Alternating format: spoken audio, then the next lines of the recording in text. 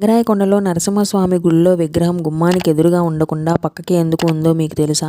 ఈ క్షేత్రంలో నరసింహస్వామి రూపం చాలా విశేషం. కింద వరాహముఖం, పైన నరసింహ శరీరం, పక్కన లక్ష్మీదేవి అమ్మవారు కూర్చొని ఉన్నారు. కానీ ఈ విగ్రహం గుమ్మానికి ఎదురుగా కాదు, కొంచెం పక్కకి ఉంది. వాస్తుశాస్త్రం ప్రకారం ఉగ్రరూపం కలిగిన దేవాలయాల్లో దేవుని దృష్టి డైరెక్ట్గా గుమ్మం ఎదురుగా ఉండకూడదు అని చెప్పారు. దేవుని దృష్టి భక్తులపై డైరెక్ట్గా పడకూడదని వాస్తుశాస్త్రం చెబుతుంది. అందుకే పక్కన పెడితే అందరికీ బాగుంటుందని నమ్మారు. బ్రిటిష్ కాలంలోనే సింగరాయకొండ గుడి దగ్గర సముద్రం ద్వారా సరుకు తీసుకుపోవడం జరుగుతుంది. కానీ కొన్ని షిప్స్ టెంపుల్కి ఎదురుగా వస్తున్నప్పుడు స్ట్రైట్గా వెళ్లకుండా కంట్రోల్ తప్పిపోయి నాశనం అవుతున్నాయని కొంతమంది బ్రిటిష్ ఆఫీసర్స్ చెప్పేవాళ్ళు. దేవుని దృష్టి ఉగ్రరూపంలో ఉందని, ఆ దృష్టికి ఎదురుగా షిప్స్ వస్తుంటే ఇలా జరుగుతుందని అనుకునేవాళ్ళు. ఆ భయంతో బ్రిటిష్ వాళ్ళు టెంపుల్ లేఅవుట్ని కొంచెం మార్పులు చేయాలని అనుకున్నారు అని అక్కడ ఉండేవాళ్ళు చెబుతూ ఉన్నారు.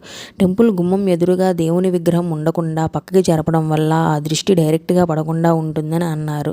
ఈ నిర్మాణంలో మార్పు వాస్తుశాస్త్రంకి తగ్గట్టు చేయడం జరిగింది. స్వామి దృష్టికి భయంతో బ్రిటిష్ వాళ్ళు టెంపుల్ లేఅవుట్ చేంజ్ చేశారని ఈ కథని చాలామంది భక్తులు నమ్ముతున్నారు.